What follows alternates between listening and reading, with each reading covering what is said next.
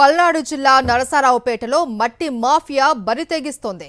మూలకులూరు అక్రమంగా మట్టి తవ్వకాలు యథేచ్ఛగా సాగుతున్నాయి. గ్రామ శివార్లోని పోరంబోకు భూముల్లో కొన్ని రోజులుగా ఈ తవ్వకాలు సాగిస్తున్నారు. 3 జేసీబీ మిషన్లను ఉపయోగించి మట్టిని తవ్వి లారీలతో మట్టిని బయటకు తరలిస్తున్నారు. పగలు రాత్రి అనే తేడా లేకుండా సాగుతున్న ఈ అక్రమ తవ్వకాలపై రెవెన్యూ మైనింగ్ అధికారులకు ఫిర్యాదు చేసినా వారి నుంచి స్పందన లేదు. కూటమి నాయకులే అక్రమ తవ్వకాలు నడిపిస్తున్నారు. దీంతో అధికారులు అటువైపు చూసేందుకు జంకుతూ ఉన్నారు. మట్టిని టిప్పర్ల ద్వారా నరసరావుపేటకు తరలించి విక్రయిస్తున్నారు. ఒక్కో టిప్పర్కు 5,000 వరకు వసూలు చేస్తున్నారు.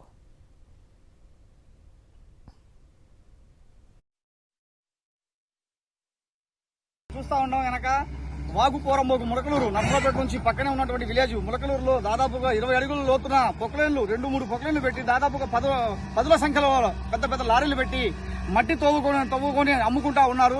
ఈ రకంగా మట్టి మాఫియా చేస్తున్నా గానీ మీడియా సమక్షంలో ఇక్కడ డైరెక్ట్ గా స్థలంలోకి వచ్చినా గానీ లెక్క చేయకుండా మాకే ఫోటోలు తీస్తూ ఎవరు మీరు అని చెప్పి మమ్మల్ని బెదిరిస్తా ఉన్నారు. మీడియా సోదరులు కూడా బెదిరిస్తా ఉన్నారు ఇక్కడ ఉన్నటువంటి మట్టి మాఫియా.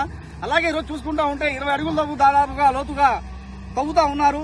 రేపటి రోజున వర్షాభావంతో ఎక్కువయ్యి ఎవరైనా ముసలోళ్ళు ముత్తుకోళ్ళు పొలాలకు వచ్చే వాళ్ళు జారి పడితే వాళ్ళు ప్రాణాలు పోయే పరిస్థితి ఉంది. ఇక్కడ డైరెక్ట్ గా మా కళ్ళ ముందు ఇప్పుడు మీరు చూస్తా ఉన్నారు లైవ్ లో తవ్వుతున్నా మేము వచ్చామన్న భయం కూడా లేకుండా తవ్వుతా ఉన్నారు. ఈ రకంగా కలెక్టర్ గారికి 2 సార్లు ఫోన్ చేశారు, లిఫ్ట్ చేయలేదు.